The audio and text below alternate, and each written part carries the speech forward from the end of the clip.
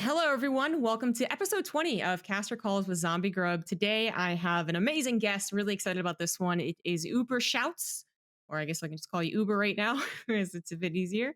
But he's a guy who's done a lot of esports, and I'll let him explain it. But he is one of the most highly respected shoutcasters out there, especially for his hype and play-by-play, and has won awards for it as well, and all that. So I'm sure we'll get into it. But basically, really good commentator, really interested in what you have to say. Thank you so much for being here. And yeah, I'll let you talk about yourself. And I guess, where did you come into esports? Sure, I mean it's a pleasure to be here. I think I'll take any opportunity to talk about the craft a little bit. Um, I I reckon I've been casting for about 9 years now. I want to say 20. Was it 2009? So yeah, more. I guess it's now 11 years. Wow. Okay, boomer. I was a. I actually picked up gaming quite late in like my adult, like adolescence. I think a lot of people many people have been sort of playing games since like they were quite young. I didn't pick it up until I was like 17. I sort of just experienced the multiplayer gaming with my friends at like a random LAN on my school laptop, and I got hooked on Call of Duty 4 at the time. So much so that I think over the next 3 or 4 years, I logged 4,000 hours of COD 4 and was playing sort of for like a invite sort of semi-professional team in Australia. So that was great, but it wasn't something I could keep up because it was 40 hours a week of scrims that we were playing, and I had to go to university. I just wasn't going to get away with it with my parents. Like just playing 40 hours a week while I had to study and get decent grades because I picked a pretty ambitious degree to pursue. I studied aerospace engineering, so I had to step back from playing, but I wanted to be involved in the scene still at the time. So I started broadcasting Call of Duty sort of invite level matches on Australian ladders to like 30 people on radio broadcast because that was all we had back then. And I did it like 2 or 3 nights a week, and that was kind of the genesis of my career, an unlikely one as a esports commentator. It's rare, but it's getting less and less rare every day, right? Yeah, well, I think especially now as we turn to alternate methods of keeping ourselves busy during times like these. Yeah. So you were kind of on the road, sounds like, to be actually pretty damn good, like a bit of a pro instead of a professional commentator. And then, yeah, the studies had to come first. Do you ever, want to go back to that? Do you fantasize about what it could have been instead of being a commentator? I definitely think that I got started a little late in the game to be. I would say I was like a bad player on an extremely good team. The kind of person that was. When we talk about players in Counter Strike, for example, and sort of say that maybe they're not that great, but they're an in-game leader, or they add this to the team, or that. I was definitely that. What I brought was intangible. I think outside of what you would see just watching my gameplay, I was a shot caller and captain on our COD 4 team, and I played the AK-47 role, the rifling role, which was definitely more of like a less mobile, hold angles, try and be accurate. I wasn't playing like any sort of rush or aggressive play style. I wasn't mechanically gifted. Still not, as it turns out. So, yeah, I mean, I enjoyed definitely playing, but, the competition, it hit me very hard. Losing hit me very hard. I think when I look at so many professional players now, the way they can deal with losses in big games and bounce back, like I have a lot of respect for that because that was not my forte. I think I was too passionate. Gotcha. All right. So it sounds like you've always been familiar with, I guess, like directing the flow of well, not just like speaking for a living, but also like speaking to other people. Did you have a knack for that growing up, or was this something that you kind of developed as you got into esports? Mm, I'm a little unsure, to be fair. Growing up as a kid, I was a super weird kid. I didn't I wasn't even that I was like a gamer, and that was what sort of ostracized me socially as a kid. It took me a little while, I think, to understand how to interact with people effectively. So I spent a lot of time in my younger years thinking or trying to sort of question maybe why some of my social interactions were quite hit or miss with my peers. So and I don't know if I had the gift of the gab, so to speak, but my father was a professional sportsman in Australia. So he played Australian rules football, which is a wildly different game to any you might see, which nowadays is a big deal over there. It's, like I guess it's a parallel to the NFL in terms of it being very popular, but in the country of its own origin.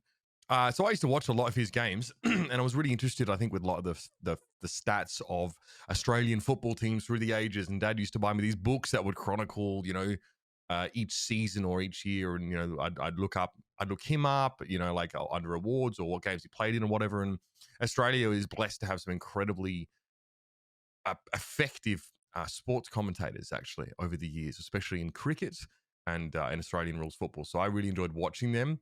And I think once idly as a child, I said to my father I wanted to be like one of these commentators. He goes by the name of Dennis Cometti, who's probably not, I don't think he's in the game anymore, but I just loved his, the way that he sort of could say so much by saying very little.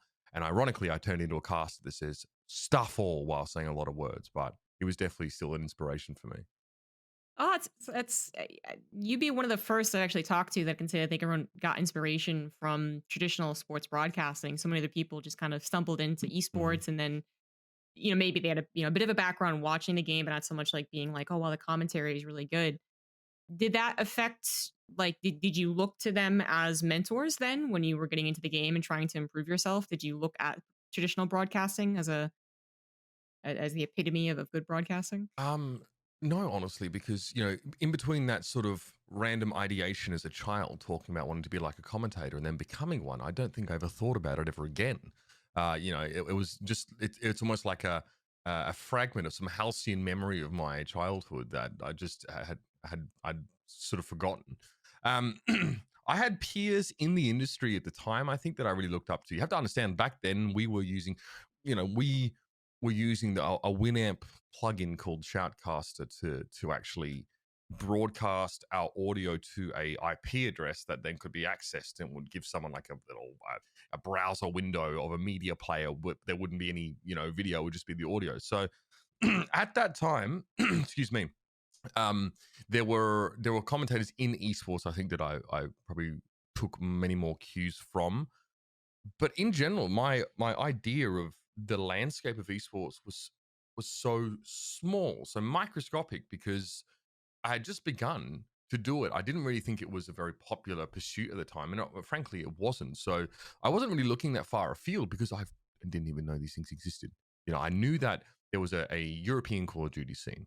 That is what I did know, because we watched a lot of demos from EU and NA Call of Duty teams to try and emulate a lot of their setups and set plays. Back then, Call of Duty was a little slower paced, and Search and Destroy was the only game type played. So the approach was more like Counter Strike, right, where you have set plays, where you do have to play slow, and there's a bit more strategy instead of using jetpacks and doing flips and getting massive hammers and driving them into people's foreheads. Um, so I knew the commentators of the day were Paul Challoner, Lee Smith, Joe Miller, Lauren Scott, Alex Richardson. Those were the ones that were sort of doing the same thing I was doing, albeit on a much larger scale, doing many more live events over in Europe. But I definitely took a lot of cues from them. Can you get a year as to kind of what this was? Oh, yeah. So 09, 2010, right. Okay. Just as COD 4 Pro Mod declined, this was the era of Insomnia lands, right? The I series lands were a big deal. It was also very early Intel Extreme Masters days, like sort of back in yeah, we're throwing back now. It was definitely back when a lot of like the people running esports teams were playing. Like Ocelot was a mid laner for SK Gaming around that time. Now he obviously runs G2. So yeah, 2009 2010 around that period. And that was when ESL was starting to spin up a little bit more in Europe. Now there was definitely one Counter Strike 1.6 and Source were being played a fair bit as well. Plus TF2 were having their heyday, which is why those I series lands were that much more important, because COD 4 was at its prime. Counter Strike Source and Team Fortress were all huge. So things like the Dream Hacks, but also the I series lands were where everybody's eyes were on. Chaos TV spun up as like a broadcasting sort of unit with a bloke called Matthias Hoving, who actually now is a producer at ESL in Germany, but he was a commentator. So like a bunch of those guys, were sort of starting to do, broadcasting as an actual sort of side job, if you would. Right. this is coming from a very new perspective. So many people I've talked to are either in StarCraft, so a lot of their origins come from watching Brood War, Mm-hmm. or not at all, and then just getting into StarCraft 2, or even like later from like Heroes of the Storm type stuff. So they came from StarCraft 2 as well to an extent. You're actually one of the guys who was there doing the not RTS, the not Warcraft, the StarCraft, and actually doing all of the first person shooters and I guess some third person in Europe, which is really like this. I know there's like a ton of history when it comes to European esports, Mm. but as someone who is, my specialty is going to be at StarCraft and thus Korea, it's really intriguing to hear how this kind of got up. So you're finally getting into broadcasting. You're meeting a lot of other people who have similar ideas, who are still playing games. But then StarCraft 2 did come out around 2010. Mhm. So I was guessing that this was before 2010, but it came out, and that is, most people agree that it changed the space of esports. That broadcasting really became a thing because Justin TV where it liked it, and then became Twitch, Sure. right? Did you get in on that hype train, or did you just kind of watch it as it went by? I definitely was less aware of the RTS. You have to understand as well, like Australia was its own little microcosm, its own little infantile esports petri dish at that time. So we, especially when maybe we were regarding what we were doing as broadcasting as more of a side hobby, we were fairly unaware of. Well, at least I was. Can I speak for myself? Fairly unaware of stuff that was going on the other side of the world. Like I watched StarCraft 2. I used to watch. I used to try and learn how to play Protoss from watching Artosis stream. Obviously, I watched a lot of Day 9 early in the day. I would watch IPL. Like Payne User and HD used to cast together. That was like one of my earliest sort of experiences consuming esports content. So I definitely watched that stuff back in the day. But most of the time, I was, at this period, I'm also at university. I'm also trying to balance that with my studies, and I'm not taking esports commentary seriously at that time. It is purely a side hobby for me to stay involved in the community that I care about. Quietly, I'm getting to the point now where I joined I joined an online radio station. It was called Net Game Radio, right? And its purpose was, for most of the day, it would act as an online radio station, right? But then in the evenings, there would be esports coverage. A lot of Battlefield 2, I think at the time was really something that Australia was loving. So at the LANs, there's like we're talking like 10-team tournaments, 10-player teams. Sorry, back in Battlefield days. So like the LANs would just be packed with these huge teams of 10 people, these unwieldy things.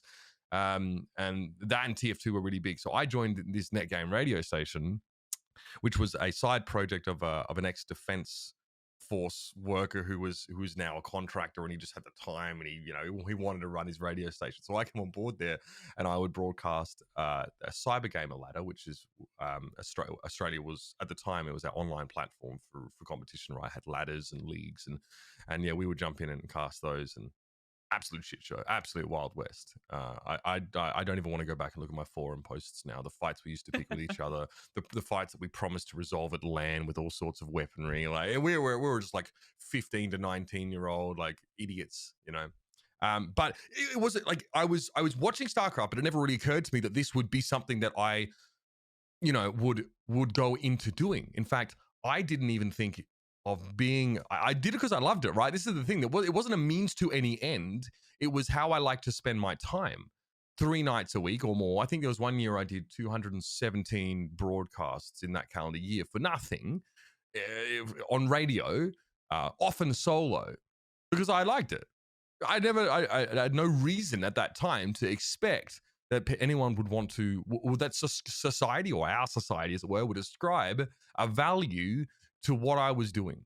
It was purely something I did while I was studying university and preparing, theoretically, to get a job at like a British Aerospace or a Saab Systems or a Raytheon or some sort of, aerospace firm. Which is that's a serious undertaking. That's a pretty cool thing to do. Like my parents are kind of in that field, and that's a lot of work. But so did this actually come to you graduating and then kind of having to choose between actual, the quote unquote actual profession and the commentary?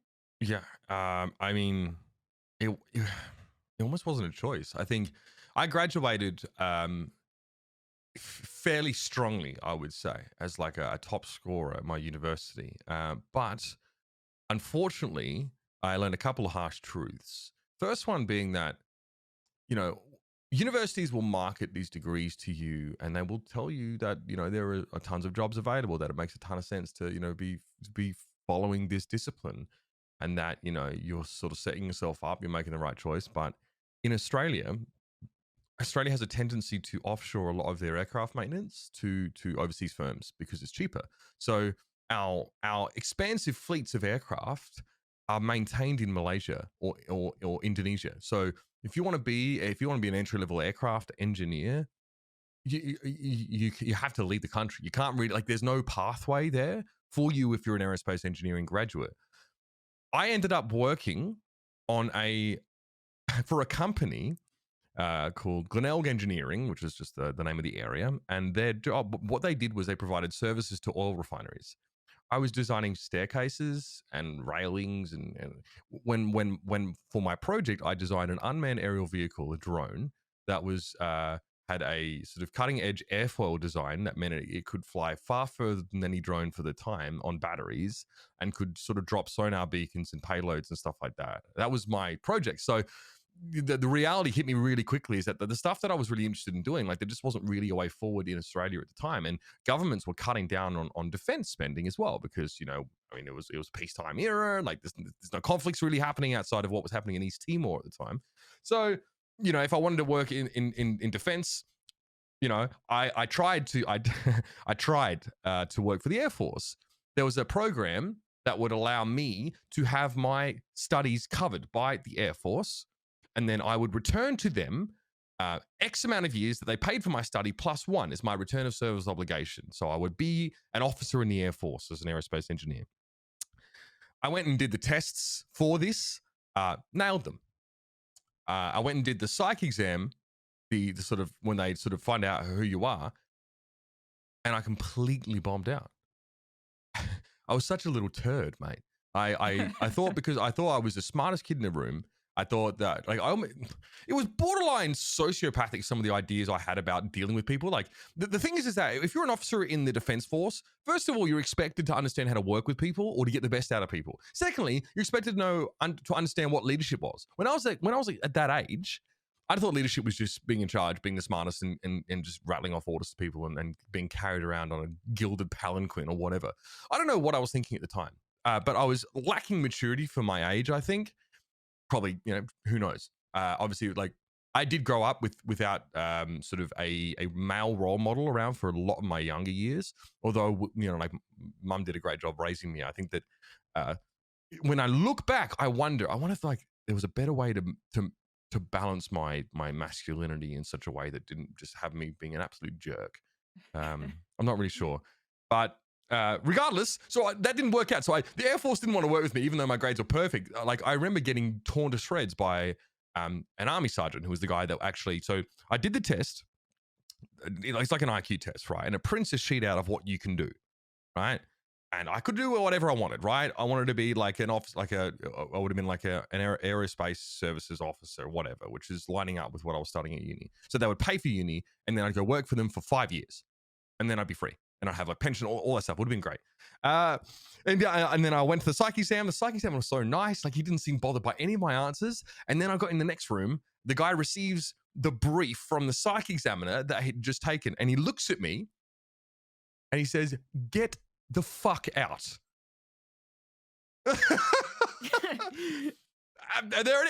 Like, as I walked out, he said, like, "You need to grow up. You know, like, Wow. We do not want this kind of person. Sort of, you know, in a leadership position." So, to be honest, that I ate humble pie, pretty bad, and then I kept eating humble pie. In fact, it came at me like a fucking conveyor belt of humble pie, because I didn't get a job after uni. You know, all the ones that I applied for a ton of jobs, and the one that was looking promising was an internship program at British Aerospace, and they accepted me, which would have been incredible. Would have been exactly what I wanted. The day before I was supposed to start, I got a call, and they said, "Sorry, the government has cut funding to our internships program, and we are cancelling it."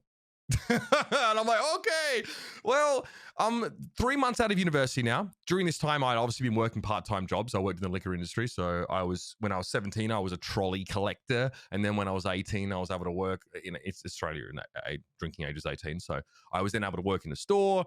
So in the meantime, I was fostering like a kind of a really enjoyment of fine wine. And because South Australia is a fantastic place for wine. It's just incredible out there. Kind of like a Napa equivalent. So I was, really enjoying that. But yeah, so I couldn't get any work. Nothing. I got unlucky a few times, I want to say, but also maybe I just didn't have the drive. I did my internship after university, which is where they have to take you. A company has to take you, right? So I worked with this company, and bear in mind, I've been developing drones, like high-powered stuff. I get to this place. Not only do I have to design staircases for oil tanks, but I had to do it by hand. This engineering firm had never used computer-assisted drawing, which is something that was the bulk of my study that I had learned. I was a draftsman. I was a digital draftsman. Right? That was what engineers had to be. I got handed a pen and paper. And I was like, oh, of course, I'd done engineering drawing courses, but it was like antiquated. They were just like, well, you never know when you might need this. Well, here we are. So I was there for a few months, and it was brutal. I started at 6 a.m. I finished at like 5 p.m. some days. The days were long. I was out in 40-degree heat on these oil refineries wearing full personal protective equipment, 40 degrees Celsius, mind you. And I'm boiling. And my job is literally taking pictures of bits of pipe and then creating a database of rusty pipe sections that may need to be replaced at some point. And I just thought, fuck this. Obviously, and the money wasn't really there either. And I'm like, this is brutal. I'm not a fan of this. Fortunately, at the same time, this esports thing was starting to pick up a little bit because ESL had formed like a sort of a company in Australia as well as like an ESL Australia division. And we had, like our expo events. We have PAX in Australia as well. So we have PAX, expos. We have sort of more local ones to the state capitals like Supernova, and there's like an anime festival, yada, yada. And they were starting to do esports competitions in the flesh, LAN style environments. Now, in the past, the only LANs I'd ever commentated were like, I would go to a LAN to play with my team, and then the next day I'd join the commentary team for like the amateur competition that they do after. So I was, that was the only LANs I'd done. And that was awesome. Like the experience was still fantastic, right? Like to commentate those, but it was still a hobby. But I started getting offers to sort of work at these conventions. One particular game that ironically enough ended up being my springboard was World of Tanks. My friend who was working for ESL Australia at the time, I was casting Counter-Strike, League of Legends, and COD 4 at the time. I was just doing all of them because there was no one else, and it was fun. And I thought I might lead somewhere maybe as I was starting to realize what the industry was like. And so World of Tanks, he called me up. He's like, you know anything about World of Tanks? I'm like, I have fucking no idea what this game is. Well, Wargaming are just shelling money out to try and spin up an esports for this game. I'm thinking, fucking hell, okay. So I went and checked it out, and I was like, all right, well, it's kind of it's like a free to play but kind of gacha-esque sort of shooter with like, it's very historically accurate, and it's really popular in the CIS and Eastern Europe, and popular, it turns out, amongst Australians with disposable incomes. That's why Wargaming is just like throwing money everywhere. They want to run an esports scene. So I learnt the game, and then I met the players who played it. I got got into that scene, and ultimately that was what got me out of Australia. But in the meantime, I took a job at like a CVS for 2 years. I didn't get that engineering job. The humble pie kept getting forked into my mouth. So I went and sort of worked a sales job as a storeroom guy. My job was to get stock in and stock take and make sure we had what we needed. And I worked in this pharmacy for 3 years as the only male. The only male in this, all the staff were female. And that was an experience as well. Just 3 years working full time there. I had to fix all the computers. I had to fix everything that broke. I was expected to do it because these were a lot of ladies were like 40 plus. They were like a little bit older, more traditional. Like they just expected me to do everything. What, did someone get caught stealing? Well, I'm up the front, aren't I? I'm on security now. I'm fixing the till. I was just, because they knew that I was like they knew that I had a degree. I just was, I was almost ashamed to say it. Like, oh, I have a degree, but and when I applied for the job, they looked at me like, I'm sorry, we can see your resume here. We don't know why that you're applying for this job. And I was like, shut up, just give me a fucking job. Shut up. I don't want to talk about this. So that's what I was doing at that time. So I got kind of lucky from one of the, from one of the weirdest directions, which is World of Tanks. Yeah, a lot of old school StarCraft fans will probably remember World of Tanks. I've watched a few broadcasts because they hired Tastes and Artosis. They did. I remember it well. Korea. Yeah. And that's when I think most of us got the idea that they were just like giving up money. Otherwise, I'm not sure they would have been on board. To them, I'm sure it was ridiculous. To me, it was, it was something, right? I was dealing with the guys in APAC, but they wanted to do esports stuff, and I basically what it was at the time. It was like many esports ventures were during that period of time, which I want to say we're talking 2012 here, 2013. Sort of most esports ventures were simply marketing exercises by game devs, right? They want to sell the game, so they want to get the players to make the game look good. Esports prize pools, caster salaries, all that they came from specifically from the marketing budget, not the esports budget. It was just a form of marketing endeavor for a game.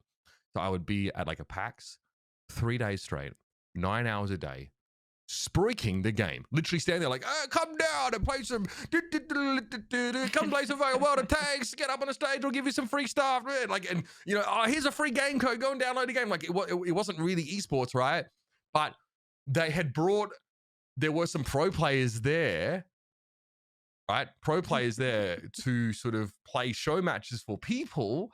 But I would be standing on the stage commentating the matches that happened, or the players were standing, but like I would be in person commentating on my own. I would be, so like all day, I'm talking all day, repeating the same stuff, like the sponsor shout outs that need to happen like 20 times a day or whatever. And then I get out the back and they give me an envelope with cash in it.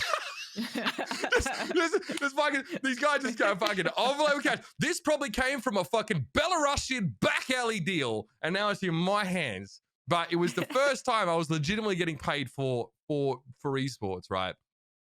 And it turns out that ESL in Europe wanted to run a World of Tanks Pro League, or were running it. And they wanted me to come out to host the desk because of a random, just, once in a million interaction where I was helping ESL Australia run an actual World of Tanks event, right? It was a single elimination tournament at a local convention, pop culture convention in Melbourne.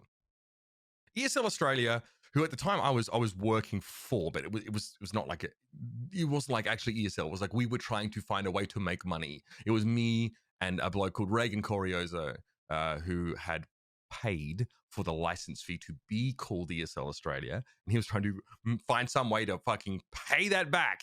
And that's where we were, me and him. And we were writing tournament formats, we were sorting player flights, we were building stages, ordering equipment, putting the broadcast together. Literally me and this other guy. I remember being at the event, and I was supposed to cast as well, of course. I was putting the stage together. Now, it doesn't say, it sounds bad, but it was a bunch of these gigantic blocks, right? There would be 8 blocks, and then I put more on top of that one, and I made like a tiered thing. Like I put out like this stage. I had to fucking slide these blocks around, then carpet them myself, and then vacuum them, and then we had to make sure players were getting in. Like we were trying to do what we saw in Europe or in North America or Korea with like 2 guys, and we hired a couple tech guys. You know what I mean? Needless to say, fortunately it wasn't my money, but Reagan lost a lot of money on that venture.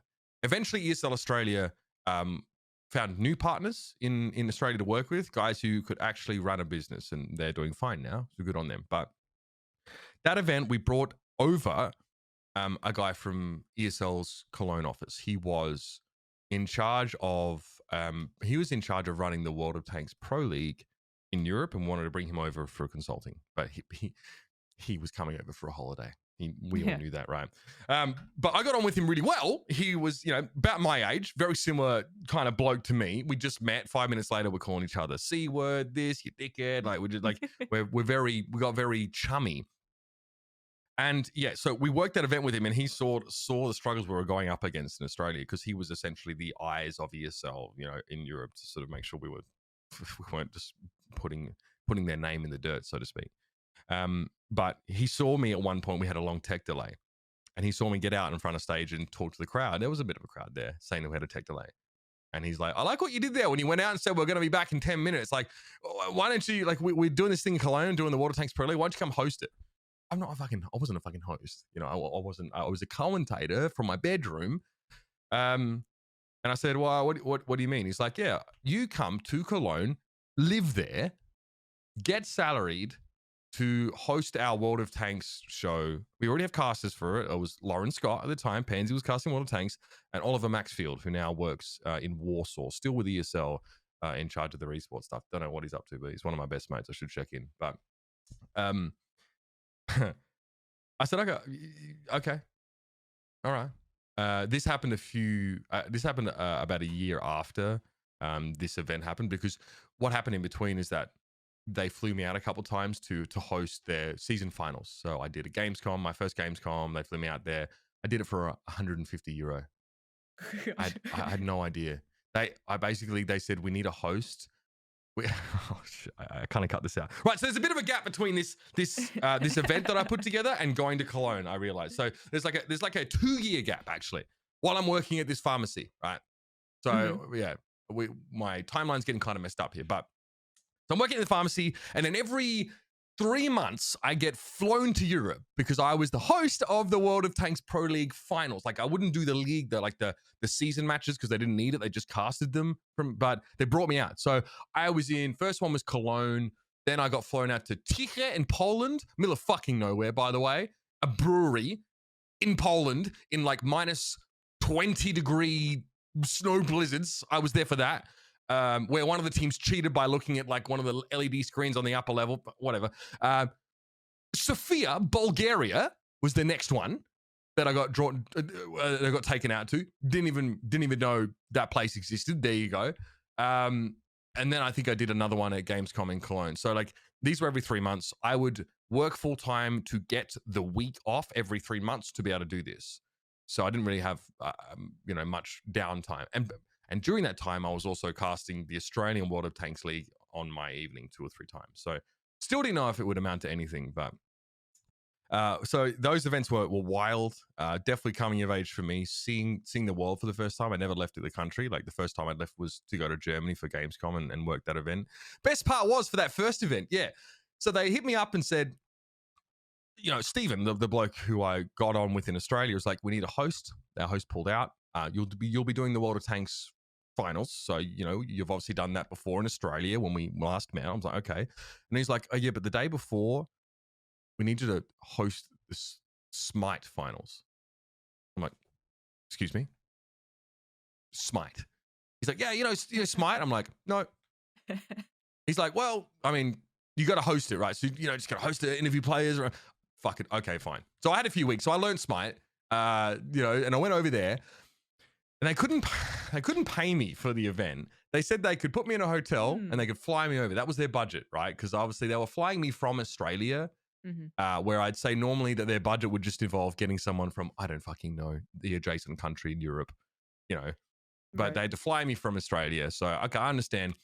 And I said, just give me 150 euro spending money. Just give me something, you know what I mean? So there you go. I went and did that. And then that was my gig. I was the host of the World of Tanks Pro League finals. So I would just get flown out from Australia inexplicably every 3 or 4 months. I would just tell the people at the pharmacy, oh, I'm going to Europe again. They're like, what the fuck are you doing? Like, you're on holiday? Not really. No. All right, bye. And eventually, ESL said, well, we're upgrading the World of Tanks show. We want it to be a host and 2 commentators. Joe Miller over at ESL, who was sort of their lead caster transitioning into like the head of TV role, said, hey, look, we'd like to bring you out here, cast World of Tanks or to comment. I was brought over, initially as a host for World of Tanks. I was hosting everything. I was a stage host at that point. All thoughts of me commentating were gone. I was stage hosting large arena events. That was what I was doing, but I wasn't my passion. I was passionate about casting. So eventually, ESL said, come on, we'll fly over, sort your visa out. We'll pay a salary. It was livable. Livable. I could live. I had a roommate. My roommate actually was a former Warcraft 3 pro player, German bloke, who'd gone to China for it. His name was Miu, Miou. Some may remember him from way back in the day. Played for SK Gaming. Yeah. So there I am in Cologne, and I'm just, God, I'm living in a different country, a million miles from home. It's like a 23-hour flight all up when you add the segments together, and I'm just figuring it out. I'm going to this work in this office at ESL, and I get to the office and I sit down and I look at my emails, look around the room, and then I spend the rest of the day just cavorting with the other commentators in that room, just hanging out, talking shit, playing games. They salaried us to fuck around and then cast a couple times a week. No wonder they don't do that anymore, by the way, because it just doesn't make any sense. But fuck me, it was good while it lasted. What a fantastic experience for me, basically. It was like a working holiday. It wasn't always easy, right? But I was living overseas. I was getting paid a salary to cast esports. I was with my friends. We were out every night. We were drinking. But when it was time to work, we were producing some of the best casting as a unit that you could ask for, right? Like in Europe, especially, we were like, it was me, D-Man, Joe Miller, Machine, Pansy, Kalaris, Jason Kaplan, Todd was there for a while. It was like walking into like Hogwarts for casters at some point. So yeah, that was it. I mean, what a life changer. Yeah, never looked back from there. Yeah, absolutely. That's quite the story there. And it's such a different type of story than what we usually hear. It's 20 episodes, so that's like I'm only interviewing StarCraft people, but still, like a lot of it is centered around that big boom of StarCraft for a lot of them. But for you, it's like you were like totally like you were tangent to it, I would almost argue it had barely anything to do with it. Right, You know like, what I mean? it was like yeah, it was like I think everything, what's rising tides, rise all ships, whatever. But like Yep. you were there in esports as everything kind of was becoming more and more official, but you kind of, even when it comes to maybe more like 2012, 2013, you still were kind of doing like the wild west part where there really wasn't a lot of things that were organized and official and had the legal thing. Like you just kind of did what you did and then people picked you up, which is what we know has existed. I mean, it still exists, like last year, actually this year, I had an envelope full of cash handed to me, so it still happens. but people would say that it usually for like a StarCraft people, it kind of started to get more legal and more, red tape around the time that you were still doing all this kind of stuff, like with World of Tanks, which is very interesting. But that's what, a lot of ESL was doing on the side of also doing StarCraft events. And then obviously CSGO started to become really popular once they, I guess, kind of fixed the game, as far as I know about it. And then from World of Tanks, which was your entry, which is a beautiful thing, but didn't really ever go anywhere. No one, I think, really considers World of Tanks a supreme esport. What happened kind of during that or after that? I mean, this is you now figuring I can do this full time, or were you still kind of just prepared to go back home and just say, oh, that was fun? There were a ton of things happening at ESL at the time. It was super busy, right? The first studio show I watched at ESL was a WCS season 3 broadcast, maybe. I don't know. I mean, I remember that I was in the studio. It was Kalaris, Apollo, Rotterdam. They were all in there, I was watching that. So that was happening. Counter-Strike was really, Counter-Strike Global Offensive had released, and it was starting to build up some traction. ESL were in there, essentially, we would earn our keep at ESL by, casting. I would cast World of Tanks, but I mean, as soon as that finished, I was in doing Battlefield 4. I was doing the League of Legends monthly, the Go for LOLs they were called, which is basically ESL running weekend tournaments on their Go for SC2 offshore also existed, right? So it was ESL's. I think that was really the genesis of that company anyway. The online platform that was automated, that could get players seeded into matches, could get them linked up, could basically do all that without admins really having to intervene too much. That was where they got a lot of traction. So I would cast the finals for the Counter-Strike and the League of Legends ones, and I would do Battlefield during the week. As World of Tanks started to peter off, as wargaming realized that esports wasn't really the direction they wanted to go in. But man, they tried. Oh boy, they tried. I mean, the last world finals that I did for Water Tanks, I was very lucky to cast every world final, I think, as they happened alongside Oliver. It was a lot of money being spent on it. They really went hard in the paint. I think the last event I did with them was in Warsaw. And they would like light up buildings in downtown Warsaw with the logos and stuff like that. Like, you know, remember like the Dota 2 major in Shanghai, how all the buildings were lit up? It was like they did this in Warsaw. They had cheerleaders at the events. I mean, completely chauvinistic, but no surprise from Belarusian game developers, right? Like it was mental, the money they spent on it. And I managed to catch a bit of that via trickle down, but you know, I was making definitely less than I am nowadays. So that sustained us for a while. I want to say until 2014, 2015. That was all I did. But the whole time, I mean, I'd managed to break the shackles of being pigeonholed as a stage host because I wanted to be a commentator. I thought that was where my talent was. And I got the chance to cast World of Tanks eventually and move away from hosting the show. Or rather, ESL saved money by having me host and cast the show, which is it's whatever. So yeah, and then from that point onwards, I was casting a lot of Counter-Strike. ESL Pro League was a thing. They had me in house. I was, you know, developing into a really well-rounded, technically sound play-by-play commentator, who was adaptable because I had to be. I was thrown into the deep end with so many different events. There was in between. I hosted a Halo event. Then I casted this NVIDIA show match day that we sold to NVIDIA, I assume, for a lot of money because we had a bunch of like famous streamers come in, and I had to cast Goat Simulator and Dota and all this Shovel Knight for Christ's sake. Like they just put us in there. But yeah, World of Tanks was happening. ESL Pro League. I was partnered up with Lauren Scott, Pansy, and we casted a couple of years of Counter-Strike. A couple nights a week. It was a grind.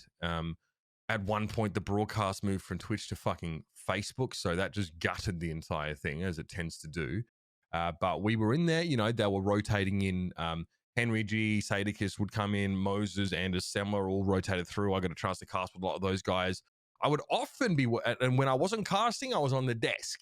I would be I would be either hosting the desk or in many cases trying to provide some analysis for CS, which is not easy. I wasn't never good at that game. So that was my bread and butter for quite some time as a Counter-Strike commentator. The issue there was that I started a little late for such a AAA title. So the ESL events, that obviously they would be bringing in people like Anderson Semler at the time who were really rising up, and then Henry G and Sadicus long after. I would have had opportunities to do things with like MLG, but they didn't want to work with ESL. They wouldn't want to hire ESL casters. Yes, yeah. No fucking way. I've heard about this. Adam Apicella didn't want a bar of ESL. Probably still doesn't. DreamHack also were competitors of ESL at the time, so they didn't want to use me either. I think a part that would have made sense for me if I really wanted to make a cast in Counter-Strike would have been to do a lot of the DreamHack Open stuff and get that LAN experience, but I couldn't. You know, ESL would use me, and I knew this would be the case, and this was fine because I wasn't the voice that community wanted in their game. I wasn't there from the beginning. I didn't, you know, like I would do the fucking graveyard shifts and the long days of like league matches, right? Like let's watch Flipside Tactics versus Furia for the 72nd time. Oh, who the fuck cares? There was, you know, like a lot of these sort of tier 2 level matches. But I never really got a shot when it came to major events, with one exception, and it was my last event that I ever did for ESL. They gave me the opportunity, almost as a swan song, I want to say, to host the desk for IEM Sydney, the Counter-Strike tournament. First time we'd had an IEM in Sydney. It still wasn't casting. I got to cast a show match though at that event, and I made sure I milked the shit out of it. But I was hosting the desk. That was 2015, and that was my last event for ESL. And then you quit, or there was a letting go, or? Well, from 2014, 2015, when Overwatch released, I said, okay, so like I can cast CS. You know, maybe I'm just, you know. I believed, and I still believe today, and I believe I've even proven that since, that technical ability of mine in Counter-Strike could rival that of their top casters at the time. The problem was I was just not a compelling voice in the scene. I was not the commentator people wanted to see. That's fine. Like, I didn't really take it that personally, outside of what I could glean from it in terms of teachable moments in improving myself as a commentator. So I said, right, well, clearly there's a lot to be said for being a known figure around the community and helping build it to what it is, right? Like, the communities react really fucking badly when a commentator, as I found out later, not from me, gets shoehorned into a game based on, or maybe they're just popular from another game, right? They're a big deal over there. They come in. So I said, fuck this. Overwatch launched, but 6 months before the closed beta began, I was making YouTube content for the game with Jason Kaplan, right? We would make, a lot of people were talking about Overwatch. They were excited because it gave this really interesting intersection between MOBAs and shooters. We didn't know what it would look like, but there was a lot of speculation. A lot of content creators were starting to pump out videos like, here's what we now know about the game. Here's when it should release. Myself and Jason, we angled it from a typically esports perspective. So everyone was talking about the game, like the lore. We were talking about, okay, can this game be competitive in a 6v6? Is it 6v6, 5v5? Are there going to be restrictions on roles? I mean, as we found out, there eventually were. We were straight away delving into the idea of how rule sets would work for this game and what competitive play would look like. And that was just, me and him just talked a bunch, and, we're at a desk in ESL, and then we flashed up some footage and we talked more. It was just, that was it. But that sort of got us our foot in the door fairly early on, because we're doing something that no one else was doing, so that when it came time to see if the game was sort of esports ready. By the way, people were hosting esports tournaments on the first day of the closed beta. That was just how much people expect. Fucking fish sticks, first day of the closed beta, had to be the first guy to run an esports tournament. Never lets me forget it, because I casted the second esports tournament in Overwatch, which was the next day in Europe, because of time zone. I mean, he hates that. I remember once he heard me say, I think I cast one of the first Overwatch tournaments. He's like, hello. I'm like, okay, bro. So yeah, we ran online tournaments for Overwatch in the closed beta because it was already pitched as a competitive title, and there were already teams that formed for the game. Much like in Valorant, it is so many allegories to what we're seeing in Valorant right now happen in early Overwatch. And I believe the way that people are trying to do things in Valorant as commentators is actually based exactly on how we did it in Overwatch. But anyway, so, closed beta, we're casting. We have no idea what we're doing. There's no kill feed. There's no scoreboard. We had to observe the stuff ourselves. Me and Jason are in the studio producing. One of us is producing. One of us is observing and we're both casting. And we're just doing it. It's fun. No one else in Europe really had we had the ESL studio to use, right? So no one really had the tools to make it actually a half decent broadcast in terms of quality. And the guy running all the European tournaments was a colleague of ours. So he would ask us to come and cast his game. We didn't have to smarm up to anyone to get our foot in the door there, which, as I'm finding out nowadays, for new titles, you kind of do have to do.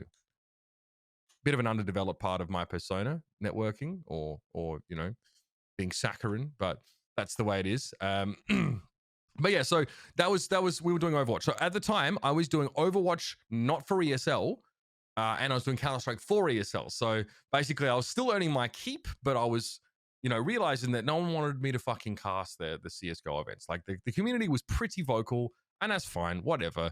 They didn't want me to do it, and I said, well, okay.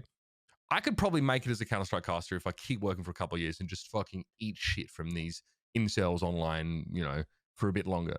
Or I can do Overwatch, something I'm passionate about, something I'm really bullish on, and see where it goes. Fortunately, I made the right decision. I could have stayed in CS.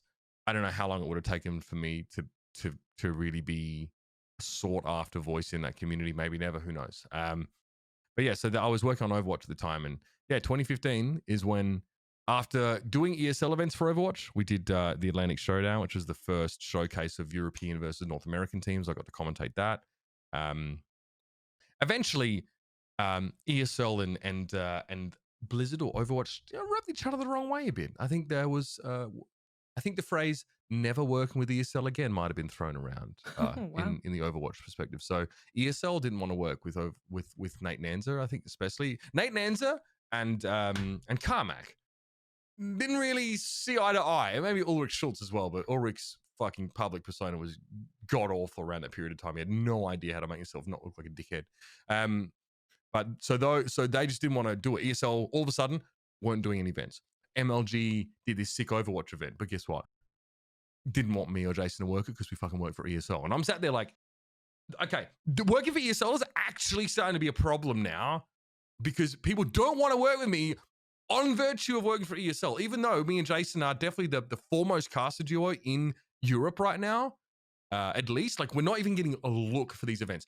Face it, E-League, all these guys ran Overwatch events, but not even a peep from them to sort of work with us. Luckily, while we were at ESL, Nate Nanzer wanted to work with me and Jason. He brought me in to cast their first World Cup, and they paired me with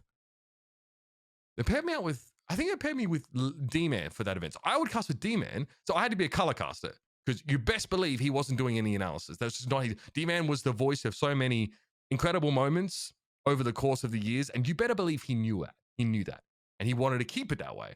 So he was senior to me at ESL, so I tried to support him, as a color commentator. That's basically what I did. They mixed and matched pairs at that first World Cup event. Jason got slighted. He wasn't casting with me. They used him as an interviewer, like a side stage kind of guy. He was pissed. And he never really, Blizzard never really saw in him, I think, what they needed to see to sort of, for him to have a real shot casting the game. He missed the boat on that one. But yeah, so luckily I got on with Nate Nanzer really well. At the first World Cup, he said, hey, we're spinning up this league. I want you to come to North America and do it. During that time, I'm working at ESL. Technically, I'm being poached by Nate Nanzer while working as an ESL employee. Joe Miller was even at the event, my boss at the time. Didn't really think that much of that, but eventually, we got talking, and I spent like 6 months in 2015 waiting for my visa. No longer employed by ESL anymore, because you best believe when I told them I was going to the Overwatch League, they said, all right, we'll clean up your desk then. So I sat around in Germany for 6 months waiting to get out of Germany. And that was tough because I had nothing to do. I was babysitting D-Man's fucking cat while he was off casting. So just, God, give me something to do. It was tough, But eventually, yeah, I got out to North America. I brought my computer in a cardboard box padded with torn up foam mattress. I had a suitcase. And I had a very laden sort of coat bag, like a sort of suit bag. And that was it. That was all I had. I left Germany sort of rather abruptly. Yeah, I was still drunk from my going away party when I got on the plane, and that was it. And I left it behind. So a big part of my life, a really awakening for me as a person, maybe after I'd gotten back from Germany, maybe I would have passed that army interview. Maybe that Air Force interviewer might have wanted to deal with me. I definitely had to learn some harsh truths about myself, but it's all part of the journey. And then off I was to North America. Well, I mean, you're certainly very successful. You're absolutely right. It is really the right choice. But it's so funny that we started. I was like, oh, did you quit or whatever? And like when you said that Overwatch was coming out that year, I was just like, oh my God, it's 5 years old. Like really, that was the announcement. I always forget that. It was announced the same time that Legacy of the Void was launched, or announced rather, for us. So that's right. Yeah. But I remember like they did such a great job keeping it a secret that when the monitors all went blank and they were like, they showed the Blizzard logo, we were like, oh, what is happening? What the hell is this? And then they showed it and we were like, what is, like, they did such a great job hiding it. We tried going into, back when I used to work with Base Trade TV, we tried doing Overwatch. I don't know if you remember Kiki. I don't know if you ever worked with her. Kiki as in? Oh, she's community manager. Yes, yeah, Kiki Aitken is her name, yeah. Great. Yeah, so she was a really awesome StarCraft 2 community manager, and it was kind of like a running joke that whoever did well in StarCraft would get hired either for Heroes or then for Overwatch eventually as well. But yeah, she really liked us, and obviously we worked with her. So we were like, it was like the worst kept secret that there was going to be like a big league, that Blizzard was looking into this as like their next big esport. Like really wasn't that much of a secret, right? And so I kept like tabs on it. That's the first time that I really saw your commentary. I feel like I've seen your commentary with ESL before that, because I recognize your old profile picture. It's actually what it is. Yeah. But yeah, of course, Overwatch was like the big thing, and then everyone, they announced the talent. Semler obviously coming over was a big deal for that, as far as like, is this trying to be the new first person shooter? Very interesting time period, absolutely, because I think that also was for a lot of people that like that step up into something that was, a year long commitment, you were going to be on the biggest stage. You knew that there was no chance this wasn't going to be a big deal just with how much was being put into it. And I mean, it could have crashed and burned. I mean, I guess it depends on what, who you talk to nowadays, but still, like, you made a brilliant choice going into Overwatch League because apparently it really works out with you. When you were casting Overwatch, did you feel any type of extra, I don't know what the word is, like, did you just feel like it really worked with your persona and your commentary style, or did you really have to hone your skill to match Overwatch's incredible pace? It's definitely the hardest game that I've had to commentate, and Mm, now after having commentated 7 or 8 different titles in like a semi-professional capacity, at least, I can definitely say that. Yeah, it's definitely the hardest. I think that it's very erratic, and the particle effects, especially in the beginning, made it hard. I think what really helped is that we were really forged in the fires of difficulty because we had to sort of cast the game before kill feeds existed and before a lot of the broadcast tools that exist now are there, and we had to observe it at the same time. So I definitely had to get good. I think our first 8 months of casting were pretty rough. I mean, obviously the game suited me because one thing that in League of Legends, that I struggled with, and I got to a decent point in League of Legends. I cast a semi-final IM Katowice with Crepo and Deficio at the time, and Riot had offered me to join them in Europe. Also, had been offered to join them in Korea as well. So they definitely wanted me as a play-by-play commentator. It just happened at the time that Overwatch was happening. I had to turn them down, but so I got to a decent point there, but I didn't deal well with the downtime. Um, building a decent amount of contrast into my commentary was something that it took me a little while to learn. Counter Strike helped a lot with that, because it was round by round, so there was peaks and right. troughs very frequently. Overwatch was a little bit different as the fights were more sustained, and then there were longer periods of downtime, so it was a little bit easier in that sense, at least, to work with your color commentator. But in general, the team fights were extremely hectic, but it allowed me to flex my specific talents as a commentator, which is being able to pass a lot of information very quickly and being able to deliver it in a different way each time. Also, just to ride the wave up and down in terms of the gravitas of a situation or a team fight. So it ended up suiting me very well, but I had to I had to be sustained by, first of all, the clemency of the community, because like no one else was doing it at the time anyway. So the standards weren't that high. People standards eventually got higher for commentators in Overwatch, but at the beginning, it was pretty clear to everyone that no one had any idea what was going on at all.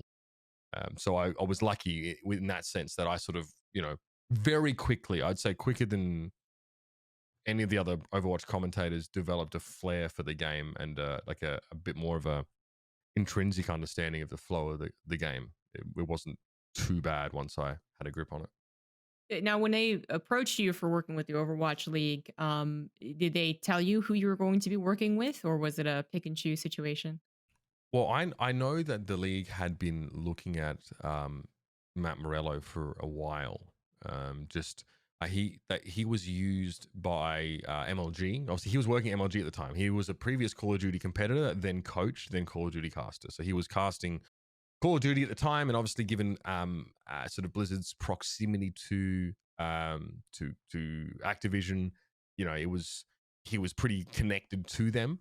But they obviously brought him and Puckett and a lot of the COD people out to MLG Vegas, which I know is where the event that I was pissed to not do it because I worked for ESL at the time, but they also sent Matt out to a DreamHack with me in Jönköping, to cast there, and that's where we cast together for the first time. And Jason was not happy because Mm. he could see that Matt was being slanted to cast with me. So I know that was tough for him to sort of deal with, and I didn't really know. I was sort of caught in the middle. I was like, man, like I still cast with Jason at that event, but he was pretty intuitive. I think he could see the writing on the wall there. So Blizzard were definitely positioning us to cast together before I got the call up for the league, but we had only done that one DreamHack event, and we found it pretty easy. Matt was easy to get along with. We probably couldn't be more different as people, I think, but we managed to our understanding intersected when it came to Overwatch and to commentary. So And then, here we are a couple of years later with the Overwatch League going into, is next year the fourth season? Am I wrong about that? Yes, it is. Okay, yeah. And you guys are considered, the GOAT team here. Like, you guys are asked to do the finals. You certainly made a brand for yourself, which, hearing that you kind of struggled with that with CSGO makes a lot of sense. I think at some point people either have to decide, like, can I actually like improve and get to the top and be, at all these events, or do I have to move on to a different event? Mhm. And it's always beautiful when you can do the latter, but I think perhaps your background with being starting off in first person shooters and then doing a lot of different type of experience. So you got the MOBA League of Legends combined with any other first person shooters you were doing, kind of meshed perfectly to do an Overwatch thing. Like, you definitely came from a background that I think was very appealing. Clearly works for you as you have gotten lots of accolades. So I mean, I think a lot of things in esports, you've said it, during your journey, like, there's a little bit of luck involved, as always. There's a little Absolutely. bit of like, oh, this does work for me. That's fantastic. That's great. And sometimes you do have to do the whole like, oh yeah, this isn't like, I'm not there yet. It's the humble pie, right? But then also the CS:GO, because I think that's something that like a lot of people will resonate with. Certainly coming from my perspective, a little biased here, but there's a point in, if your field is big enough, hopefully, that you can continue improving and working and going to a bunch of events and paying your bills. But at some point, usually there's the top dogs, and then there's the not top dogs. I mean, do you feel like in Overwatch, do you feel that you're the top dog? Do you feel like you're in a very secure location with Mr. X? Or is this like constantly just like no, I know how easy it is to let it slip, or I don't feel that way, or like what is the feeling right now of Overwatch with you? Are you very secure in it? So I think to start with in the league, that wasn't the case. I actually think, I had to sort of go back and eat some more of that humble pie again, because when I started the league, I believe that, I was definitely a front runner as a top play-by-play commentator, in the Overwatch scene at the time. But, outside of this little, bootleg microcosm community, no one really knew the fuck I was. It just wasn't a global thing, right? Um, and then when I started the league, our caster duo was Monty and Doa, and then Semler was involved. So all these big names got brought over from other games. And I would say initially, I was not sort of regarded as sort of the strongest performer on the talent team, because frankly, I didn't have the name. I was overshadowed by the brand strength and frankly social media following of my peers: Chris Puckett, Matt Morello, Doa, Monte Cristo, Semler, right? All these guys. Because we even had crumbs on the desk, at one point. Alberto Rengifo is now a League of Legends analyst after being a pro player in League. So I was just like, oh god, like I see why Blizzard have done this. They brought, but like even in myself, I didn't respect these casters that came across from other games because they were big names in those games. I think, fuck off, like they haven't done the reps in Overwatch at all. Now I came to respect them as people and as peers and fellow professionals after working with them, right? But when they first came in, I was like, oh, for fuck's sake, here we go again. It's Anders and Semler all over again. Fuck, it's half of those pricks, that are actually coming and taking spotlight. So I was maybe feeling a little bit disenfranchised at the beginning, and I realized I really had to prove myself. So I just casted better than they did for 2 years. And eventually people were like, wait a minute, this guy with 7K Twitter followers is actually legitimate. I think I had a different take on the game. I think Semler definitely approached it much like Counter-Strike. I don't know if he was passionate. I also know he was living a long way away from his partner, his fiance at the time. Like, he wanted to be in Sweden. Instead, he was living in a fucking trailer in Yeah. Los Angeles. Motherfucker was there in the car. Mate, he parked his trailer in a car park. Blizzard don't like us talking about this because it sounds like he was destitute and homeless. He just didn't want to. No, He didn't saved want a to lot of spend money on an Airbnb. But I think it was the first year, like, he received a stipend, for housing, but Blizzard cut that eventually. They said, oh, come on, you sort yourself out. Find a place to live. Like, why are we paying for your... Fair enough, right? So he said, fuck it. I'm going to get a van, and I'm going to travel to Yosemite every other weekend and climb rocks. And then during the week, I'm going to park it in the studio car park, and I'm going to shower in the studio. That caster office is my fucking room now. I'd walk in on like a Monday morning and it's just Semler's man mask in the fucking caster office, just overwhelming. And he's in a corner like a gremlin playing another fucking, 12 gate rush or whatever the fuck he was doing. And I'm like, oh. So yeah, I mean, yeah, I think his heart was in Sweden still, and that affected him. But yeah, I had to, and it was also, I wasn't the only decent commentator in Overwatch that was fairly endemic to the title, right? There was North America had Hex, Grams, and ZP, who I felt that I had a more accurate grip on what really made great Overwatch casting. But that's absolutely just a personal opinion. I don't think that's shared by a lot of necessarily by a lot of people. So yeah, no, the thing is that ex commentator can be objectively the best in their field, but it will take about 2 years before other people start to realize it. There is always a time lag for things like this. So essentially, you have to be better than your peers for 2 years in advance before Twitter eggs start realizing and start saying, hey, why isn't this guy casting the final? You know what I mean? It doesn't happen straight away. You have to deal with the ego death of understanding that while you think you are the best, you have to keep working to be better than the best, because it takes time for people to realize this, and again, and then you have to understand that being best in a certain game, like you have to be the best in the next game for people in that game to realize, like, it doesn't just happen straight away. And I, who disdained so strongly the idea of bringing casters over from other titles and just prop them up because they had a following, I didn't care about. First of all, categorically horrible at social media, marketing myself. Don't do it. Really, I just tweet nonsense. For someone, who I believe in terms of my ability, I don't have a strong social media presence or reach relative to my ability. I think there are casters that are years behind me that have like 200K followers, right? Because it's determined by the game they work on, how many eyes are on them, all that sort of stuff, right? Mm-hmm. I just had to understand there had to be a divorce between the craft and the people that realized, or people realizing on a general scale that you were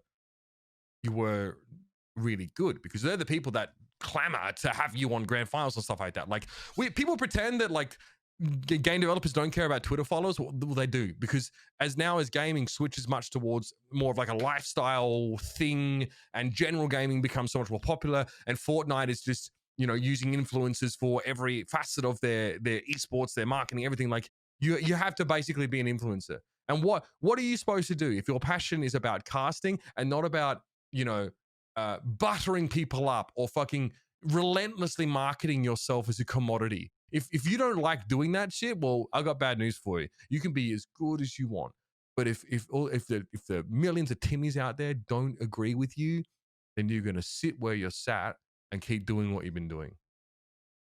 So you actually think that the community outcry is actually very, very important. When I mean, certainly when I see that you guys, like, I think the recent Overwatch finals, they were starting to announce the caster pairs per like set. So like the semifinals, one goes to these guys, someone follows two. Anyways, and like in the Reddit thread, someone mistook it as you guys not casting. It was like, Hex and who's he with now? Jaws. Yeah, Jaws. And they were like, what? UberX isn't casting? Like, what is this? This is bullshit. You put a lot of credit to that, I guess, then that brought you up to where you are now, from having to fight guys with the big names. Like, yeah, Monte and Doa. I mean, not just coming in as commentators, from League of Legends, but also coming in apparently with kind of like a hand in the Overwatch League. I interviewed Doa a while ago. So do you think that it was, like, I mean, how much are we talking about that you're attributing to the vocal outcry for you versus your actual skill being the best? So it depends on how much carte blanche the community has in a certain, like the people in the community have. Like for certain titles, like for Valve, I don't necessarily know how closely Valve watch this stuff. Mate, you know that Blizzard will sidestep a PR nightmare at all opportunity, right? They just don't want to deal with it. And I think it follows, right? I personally think that great talent will eventually be recognized. It's chaotic, right? It's a very optimistic view of looking at it. But I believe that, you know, the community obviously looking for me and Matt to cast came because they knew, or they felt that we would give them a really quality experience each and every time.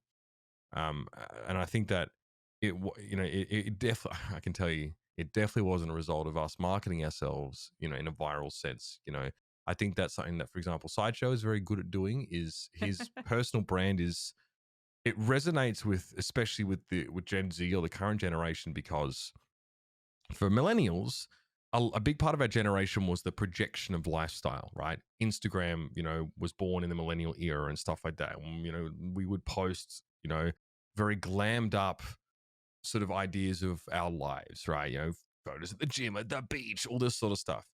This current generation actually really desires authenticity and dislikes self-aggrandizing behavior. So someone like Sideshow, for example, resonates with, we'll call him Zoomers, shall we? Because he shaves his head. He writes stuff on his forehead. He will do anything for a laugh. And he's not a person that carries a strong sense of dignity with him, right? So for average people sat at home, it's easier for them to relate to a person that is just more, or takes themselves less seriously. So as a side note, I think that form of marketing is very effective. I unfortunately have a little bit of too much dignity. I think, unfortunately, my pride, it holds me back in terms of sort of, you know, being that really personable person. So I think that the method for the Sideshow is a very effective commentator. I think that he and Bren still have a lot of technique things to brush up on, but people are already calling for them to be elevated. I think because of their brands more so than their sort of, you know, the brilliance of their technique. So I think there's a shift, and I think that has a lot to do with sort of influences now.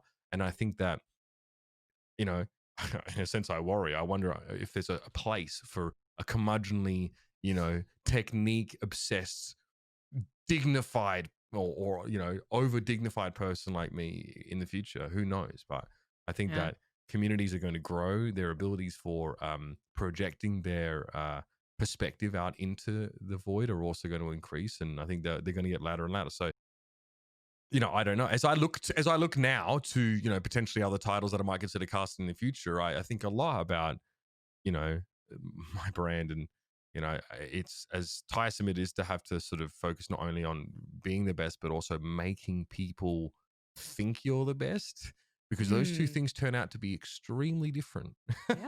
And it depends on who your audience is. I think you summed up really well when you said like 1 to 2 years for people realize like your skill. I do think you can expedite that. I think that, you know, being basically constantly in people's minds is very good. So that also sometimes comes down to even specific esports. Some esports are going to have, like, CSGO has a thing going on literally every single day. So, you know, there's more chances perhaps to be that person just like, oh, that person, oh, that person. StarCraft 2 before this year's an anomaly. Sure. Not so much. You know, we get like one weekend every 4 months. Yeah. So didn't really like, it's a longer process there, but you could do stuff. It's much harder to overtake like the really enshrined names when you have less opportunities to show what you're made of, right? Yeah, exactly. But eventually, like, you know, and you can, you know, Sideshow is a great example. He shaves his eyebrows as well. Like, yeah, he just, that happened. Yeah.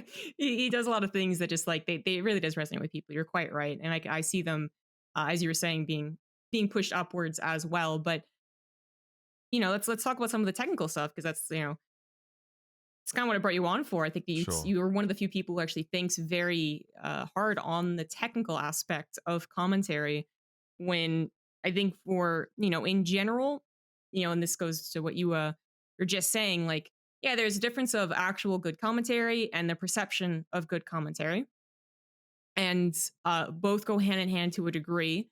But as much as a lot of like good commentary is, you know, in StarCraft, for instance, it's very much just friends hanging out and having a good time will get you by, and, you know, most things. There are technical aspects to it. So what are some of the things, I guess, what are the biggest things that you've learned to look at for your own commentary to improve on? Like, what are the things that you look at and you're like, oh, that's a glaring technical mistake? So I think the first thing that one has to acknowledge when evaluating their casting is that there's actually a huge difference between the things that you say and the way that you make your audience feel. And effective application of both of those things is the secret, I think, to being a top commentator. A good example is like, I'll use something that I found was a technique failing, but on the side of making how it made people feel was actually quite the opposite. There's been an obsession over the last few years with very fast-paced, high-octane bursts of commentary, sort of more colloquially referred to as rap god commentary. This is one of the reasons why, in my opinion, Clayton Rains or Captain Flowers has achieved such popularity in his commentary for being such a short time. I love Clayton, great guy, really just very gregarious personality. I think that his technique is rough around the edges sometimes, extremely so. I think, like many casters who don't have as much experience, that needs to be brushed up on. But he is held as a prodigy in League of Legends because he is effective at creating moments like that when it's very high octane, a lot of yelling. He's fairly cohesive in those moments, and he makes his audience feel something. They feel excited or elated or energized or whatever by this fast-paced commentary. This is something that I have applied liberally in my own commentary. The problem is that I'm not impressed by talking fast because I'm interested in what the substance of what people are saying. But there are a lot of people that watch esports not to pass every single word of what the commentator says, especially not play-by-play guys, but it's how they are made to feel. Is it funny? Is it exciting? Does it match sort of the pace of the gameplay that's occurring? I used to cast fast all the time because in Overwatch, I had a problem with letting things go. There was a lot of information. One of my biggest problems casting the game is that I just had to fucking catch everything. I had to say everything. And with a game like that, where it really doesn't let up in terms of the intensity in these team fights, 80% of what you actually see happens cannot be converted into commentary at the risk of compromising the listenability or just the technique of what you're doing. You have to prioritize the information. So you have to see information, you have to pass it all out and sort of create a mental hierarchy of the importance of these events, interactions, what have you. And then you need to deliver the top 2 or 3 in a concise way, in a way that links to one another, maybe creating like in a causally linked sentence, or, as a play-by-play commentator, you need to explain how A led to B, which led to C, which is almost dabbling in the color commentating sort of area, but you need to do it with the play-by-play, because all these things, all these disparate events in a team fight need to all have a coherent story behind them as you commentate. So my biggest weakness was learning to let things go, being able to let things go, as some things as assumed knowledge, some things would just have to be seen by only the discerning viewer, and really find a way to make it easy to listen to what I was saying, and also just be more coherent by omitting some things because there wasn't enough room for them. That's Overwatch is an insane esport. I did try commentary for it once or twice, but it's insane. But I found similar things. Like, I'm coming in as a color commentary analysis for anyone who's gotten the terms confused. I'm coming as a color commentator, and I wanted to, further develop my skills. So I got into play-by-play. I tried hosting recently, and I feel like one of those things is like that resonates with me a lot, actually, especially coming from color, perhaps, is that when I would start getting into these fights in StarCraft 2, they're a bit slower than Overwatch, because it's a crazy fast game, but still, there's a lot of things happening. And usually as a color commentator, you'd wait for your play-by-play guy to kind of finish, and then you go, oh, also there is these things happening. And you have like a minute, 2 minutes, maybe even more in StarCraft to actually talk about that moment. But it's one of the things I've found very difficult to let go of, is to be like, oh, well, the Colossus were picked up, and then the Banelings actually hit, but then Banelings also had +2, so they were actually doing more damage than usual. And then also there was like the surround that came in, Stalker blinks, there's the shields get put down by the whatever the scouts. The force fields come down, You can be granular. There's a lot of micro in StarCraft, like in proper StarCraft fights, that you could just explode with if you weren't a discerning commentator. Yeah, exactly. But there definitely are things that you're supposed to be focusing on, and certainly are like the more exciting things as well. I mean, yeah, a lot of people think that play-by-play and hype is just being loud or just being fast, and often both, right? but it doesn't really feel that great just to do it. I would say though, like sometimes it does feel like it feels like that's something that like you were talking about it with expectations and kind of like using the rap god thing liberally. And I think that there are times where the play-by-play guy, I think more than the color guy, kind of has to just like let down uh their ego. Like just like they know what was going to happen to a degree, but predicting in the future doesn't matter. Or saying like something isn't going to happen, then it does happen, and then trying to overcorrect yourself and explain yourself probably isn't the best, right? Being the guy who just yells Colossus, Colossus, Colossus sometimes actually is the most hype moment.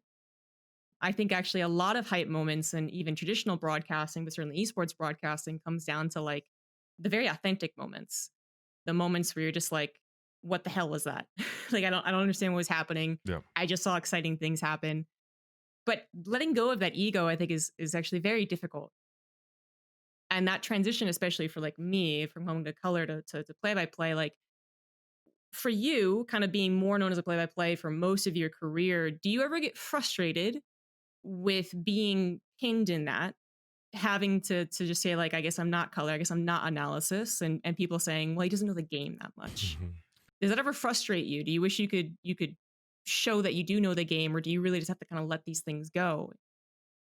Right. I mean, I think if you're a play-by-play commentator and you feel the need to make sure that people know you know what you're talking about, I'm going to pull you off the broadcast. Because it's not about you.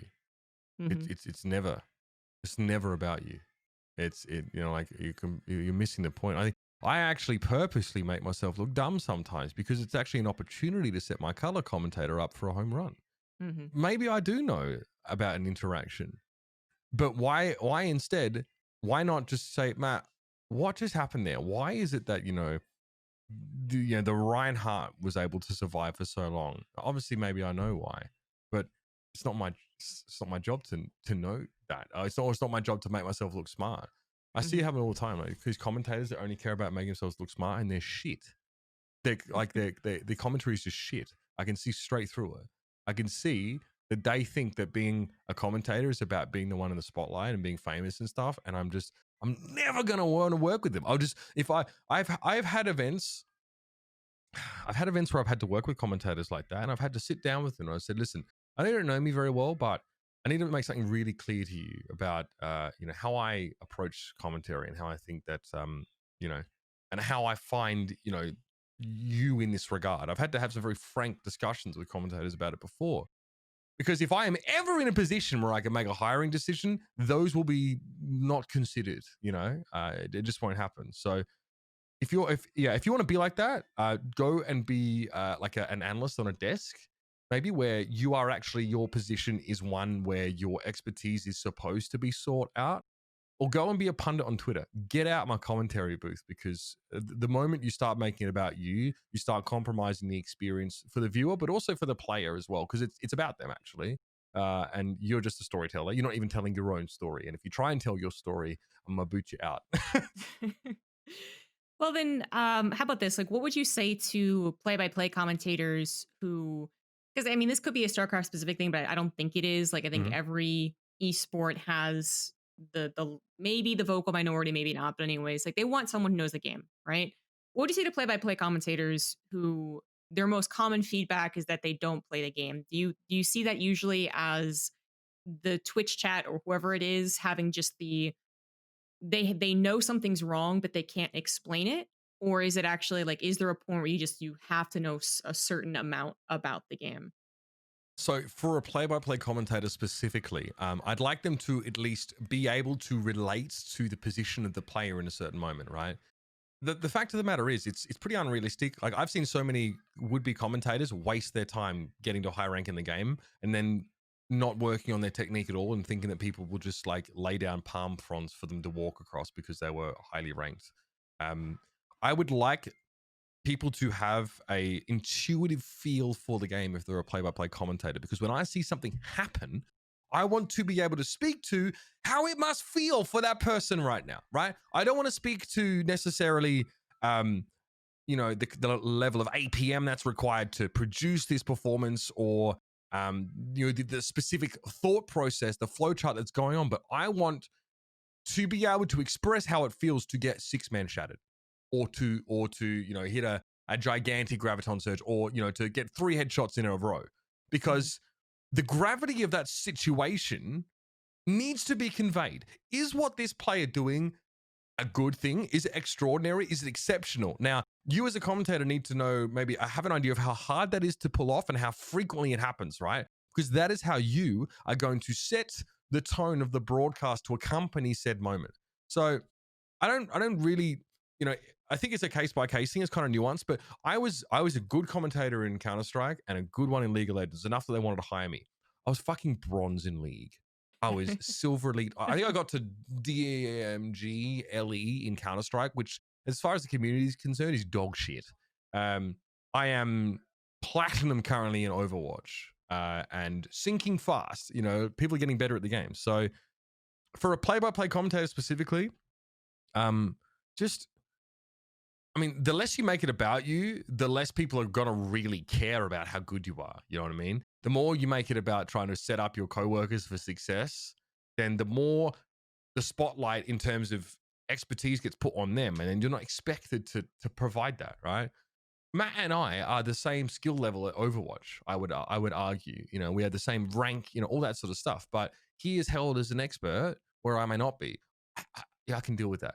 I can honestly deal with that. as long as people enjoy what I do and find that my commentary speaks to them, and that's fine. If I want to be, I've been in academia. I used to think I was the smartest kid in the room. That's what made this fucking Air Force sergeant kick me out.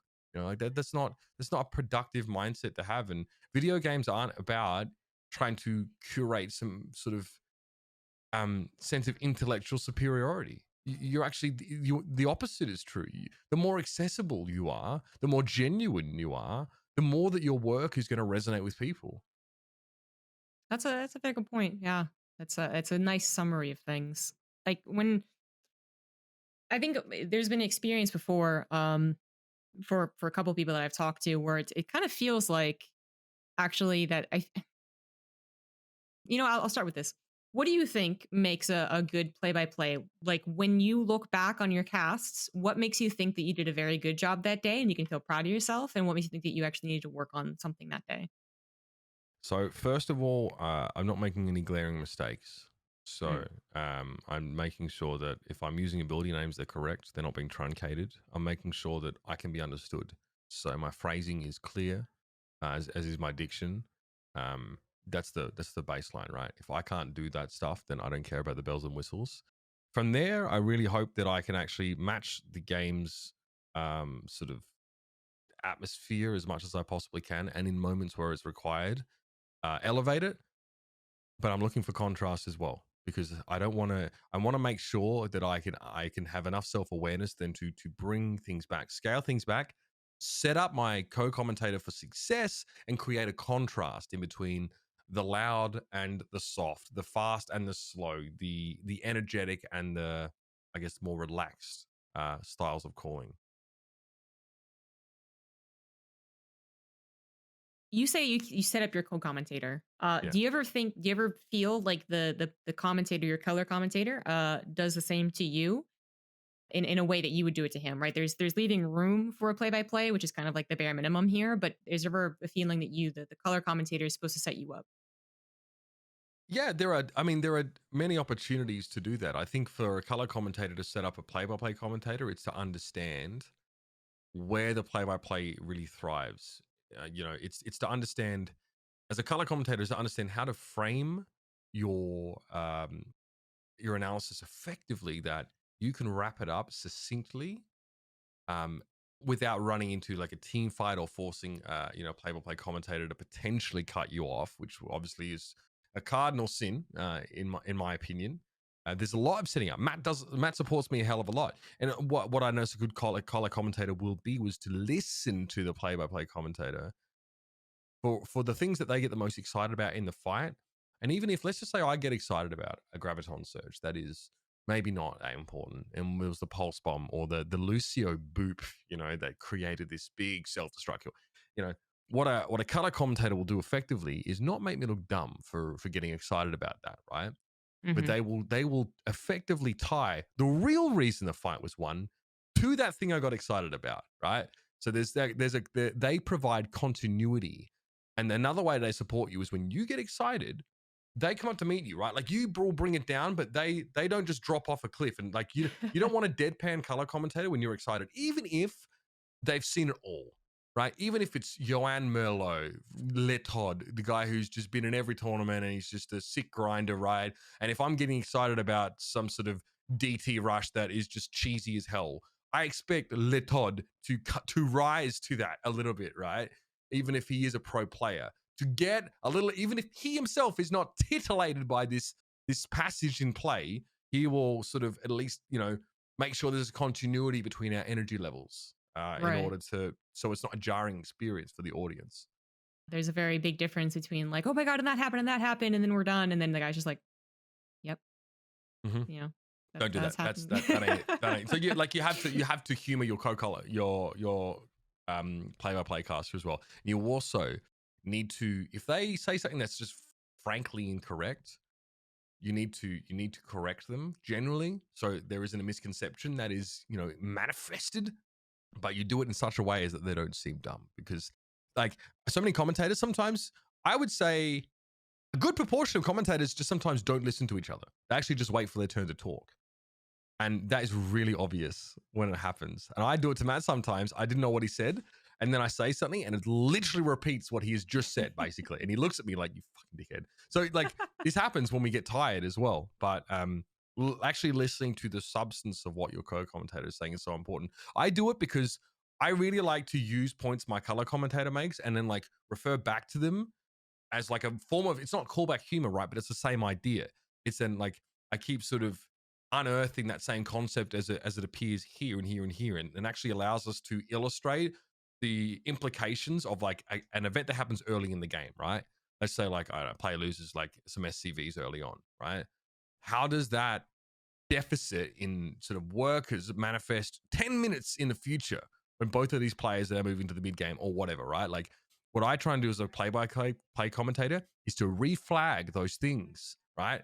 If my color commentator got excited about a point, I'll keep popping them back up and saying, hey, this is a result of what you mentioned earlier, right? If you can do that, you all of a sudden you're building like a really cohesive narrative. Yeah, you have to omit a ton of other stuff, but it doesn't matter because your audience isn't, they can't focus on all these different threads and narratives at once. You need to give them one cohesive story to work with. And that's a great way of interplay, and shows that the commentators are listening to each other. Absolutely. It's definitely, I've had a couple casts where I wasn't being listened to. Mm-hmm. I think we've all had bad days or like really tired days where we're kind of zoning out and we realize like, oh shit, like I wasn't paying attention. But there's definitely been some worse days. That is like one of the worst feelings, but it is so discern, like you can tell when someone didn't listen and when someone is just kind of wrapping up something in a nice little present with a bow on top, right? Like there is definitely a difference. And I think that like a lot of times I'll really appreciate if I'm the color and I'm working with like a Maynard, for instance. Mm-hmm. I really appreciate when he's able to take this like minute long thing that I was trying to discuss and he just like he says it in one of those nice little phrases, which I think that you and him share. Actually, I don't know if this is an Aussie thing or what, but you are kind of well known for your ability to turn a phrase. You have seemingly an ability to do it on the fly, but can you talk to me a little bit about your I guess your skills when it comes to the like having a diverse speech pattern, having diverse things to say, like all these phrases that you've accumulated over the years? Is this an effort on your part or is it just how you've always talked? Yeah, I wonder about it a fair bit. I think that, I mean, if you ask my partner, I have a awful memory for things. Apparently, I don't remember anything that she says. But I think that I have an absurdly strong memory recall for a small number of things. One of them is names for people's names, and the other is sort of phrases, little idioms, and things like that. I'm generally speaking, I found that as soon as I dropped the buttoned up sort of the filtered commentary aspect of myself and realized that it was actually safe to do that, that I wasn't going to say something that was, really not okay or whatever. Once I was able to join my soul and my voice together, I realized that I was able to create these lines of commentary that didn't actually require me to think about them, right? It's almost like some of these lines and thoughts I had were sort of buried in the subconscious, and I'm sort of almost building off of what I say in real time. There are some exceptions to this. I get asked a lot if I prepare my lines, and the only times that I will do that is at usually winning moments in like grand finals or events like that. So they are always prepared, but a lot of the time they're not. And it just so happens that like I sort of build on them, in my head as I'm saying them. So it's just it's a cognitive pattern that I've been able to sort of, or a neural pathway that I've been able to traverse a lot, and I've been able to sort of turn that into a much more efficient process. It took a lot of practice. There's also like I've alienated so many of my friends by using shit jokes on them all the time. Like I practice these fucking bad jokes on my peers, and so they see me come off a broadcast and they're like, "Why can't you just be like that normally?" I'm like, "You don't understand. That is a product of me practicing these terrible isms on you." You know what I mean? Yeah. I also think that the time I spent in Cologne drinking with Europeans, especially English people, really upped my banter game. So I was able to be on a little bit quicker on my feet on the spot. Unfortunately, it also meant that I would go for the throat sometimes in friendly banter with people that weren't British, and they would take it a bit more seriously. So some banter sessions I have with Americans don't always go that well because I tend to strike a chord, and there's just it's a little bit relentless. But yeah, I mean, I dealt with some of the the kings of banter. I think Joe Miller is one of the very best when it came to that. So yeah, it's a little bit hard to put my finger on, right? Because it's obviously a neurological process for me that I am able to deliver. My casting is very stream of consciousness, right? There is no I mean, it's so reductionist to say there's no filter. Essentially, what I am thinking or feeling, the feelings that I have, the emotions are bubbling up and they are manifesting it as phrases and words as I commentate, right? There isn't a lot of like, there are no checks and balances to what I feel and then in terms of what I say. It's in the moment. It's not something you can do as a commentator until you let go of worrying about what people will think about what you do. Like, it's extremely difficult to get to that point. When I was beginning as a commentator, I was really very rigid, just obsessed with being professional and not slipping up or anything like that. As soon as I let that go and started having fun with it and stopped I wasn't even censoring myself, but second guessing what I was going to say, all of a sudden it was incredibly organic, right? Mm-hmm. All of a sudden there was a real connection between, like the soul, I guess, and the words that sort of I would breathe into that. And so it only comes when you're comfortable, I think, and when you are really allowing yourself to be impacted by a situation. Like when I'm in a grand final, right, I allow myself to get carried away. I still obviously make sure that I still maintain integrity in my casting and sort of intellectual honesty with the way I commentate, but I don't know, I allow myself to be subject to the atmosphere on the day, or the importance of a game, or the stories of the players and how much that must mean to them, the reactions of the fans. When I cast the Overwatch Grand Finals this year, I struggled because I was in the guest room doing it. So I pumped stadium sounds into my headset for 2 hours, 3 hours straight at 6 a.m. through 10 a.m. in the morning while I cast these grand finals, because if I shut my eyes, I could almost picture myself back in like the Wells Fargo or something like that. To capture the moment, I really needed to visualize or put myself there. So easier said than done. I wish I could speak like more authoritatively to how sort of my casting comes the way it does. I think it truly is. I mean, it's crazy to say, but it truly is a raw and real and visceral manifestation of who I believe I am at my core. Yeah. I think it goes back to that, whole not having an ego thing for sure. There's like being comfortable to an unprofessional standard on a broadcast, and he's being comfortable to a professional standard, and it's kind of just like you know it when you see it, but it's really hard to explain. And then I do think that, like, yeah, there's a little bit of talent involved when it comes to speaking. It's a soft skill. It's not something that you really learn to do through a book. You can do it through practice, but then sometimes that becomes too rigid. So you kind of do it practice and practice, and then you do it authentically with friends, and hopefully it works out. So Mhm. I liked your anecdote about that, because I do think that's how you work on humor as well, which is something that Yeah. I've been trying to do, but is another thing that's just like it's so vague, it's so person by person. But I think trying and failing in lower, pressure situations is a pretty good way to do it. Yeah, I do it all the time. That's also Yeah. like that's why like in social situations as well, like everyone's like, oh, Mitch, so cringe. Like, oh, right, like like I get that all the time. Like I get like I try a joke and everyone just looks at me and it's the cricket sounds. It's like you want to crawl up and die inside, but it's your friend, so it's okay. But still, Right. like I've had so many of those moments where jokes or ideas have just fallen completely flat. So Yep. I mean, it's crucible of it's like a baptism of fire for so many of these ideas. So. And it's also like, I think surrounding yourself with people who are good at it as well, and kind of like seeing how they're good at it, is always going to be helpful. I think there's a little bit of a chameleon in everyone, where like they can kind of take up the subtle hints of social interactions.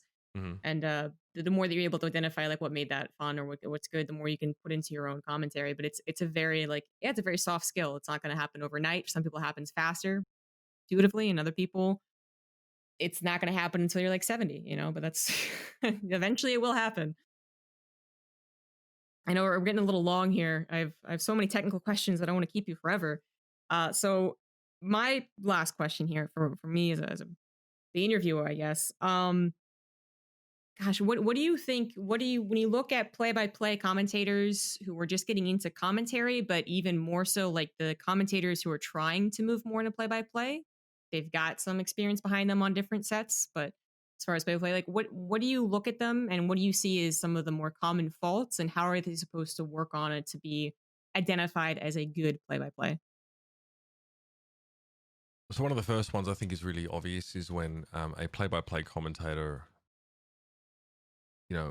bases their style off someone, but neglects to infuse enough of themselves into it, so they end up sort of um, copying some sort of ways a commentator casts without actually thinking about why they do it. It may like it may lack an intuitive understanding for maybe why someone yells or why someone casts fast, or they see that people react positively to a certain aspect of a commentator's repertoire and they try and replicate that, but that is sort of all they do. They don't have a multifaceted approach because they haven't allowed themselves to just fill in the gaps. So one thing I really recommend to commentators is to absolutely have commentators you looked up to. Mine was D-Man. I think he was a commentator that I'm in esports that I most looked up to, but I realized I couldn't be British and the same as him in that way. I still had to be me, so I had to find ways to allow myself to creep in through the cracks left in the rigid structure of technique. Another one is I think that don't neglect technique. I think there are so many casters now that think it's enough to just like to be viral on Twitter. A ton of Valorant casters tried to show what they could do by just like responding in like they I think they casted over like the sort of the teaser videos, the preview videos, and they put it on Twitter, right? They wanted to try and generate this like buzz about what they were doing on Twitter, which and like I think it worked for some of them in fairness, but so people focus so much on how they're perceived and like, oh god, if I've got to be in the spotlight, I've got to be relevant, I've got to be here. And I would argue that like there are 80% of casters that I see doing this are just not good. They're not like to my standard at the very least. They don't have the introspection to correct their mistakes or objectively view their commentary. There are some casters I feel that unfortunately project a lot of the negative feedback that they get on people being mean on the internet, right? So there's tons of like, if I go to a Reddit thread with caster feedback, a lot of it is kind of nasty. But there's probably a grain of truth. If so many people are feeling a certain way, there might just be something that even if they can't vocalize it or verbalize it rather on this Reddit thread, and it's it's buried under pejorative, you don't just sit back and go, fuck these incels, man. They just don't like me because my voice is higher or yada yada. Like, there may actually be a grain of truth there. And if you neglect the opportunity to, swallow your pride and delve for that, then you're missing the point. There are casters, I'll be honest with you, that project their lack of success onto other things, institutions that want to prevent them from growing, fans that just don't like them for no reason, or whatever. And these are commentators with glaring technical deficiencies that would be corrected easily if they were willing to actually admit that they're part of their own problem. So that's something that is an intersection between internet culture and the way this generation views hardship. I think I see a lot of that sort of projection on sort of external entities when there has to be a level of personal responsibility taken. One of the biggest things that I can offer as advice to any commentator is that you need to treat it as a hobby. It isn't a job until you have a salary, or until it really makes sense. I see a lot of commentators right now are undercutting each other ferociously in games like Valorant because they are trying to make a living. If you have to undercut people ferociously to make a living, as it were, you're a hobby commentator. You have to be really careful about how you sort of navigate the industry. And if you can be cutthroat if you want, that's fine. But it generally, I can speak to experience. I tweeted the other day about a time I undercut someone, and it actually closed a huge door for me. And I had to cast water tanks to make it because I undercut these people. It was an extremely circuitous detour that I had to take as a responsibility. As a result of my thoughtlessness in how I was behaving or sort of navigating the sort of more the business side of esports. So it's really important for play-by-play commentators, especially, to just. I'm not saying you need to respect the old guard and the old ways and the shadow council, and you need to get in line, and there's absolutely room for individuals to overcome their station, if you will, without making it so no one else wants to work with you. Esports is in a weird spot right now because I think we've seen a lot of people get involved during COVID because it is something you can do from home.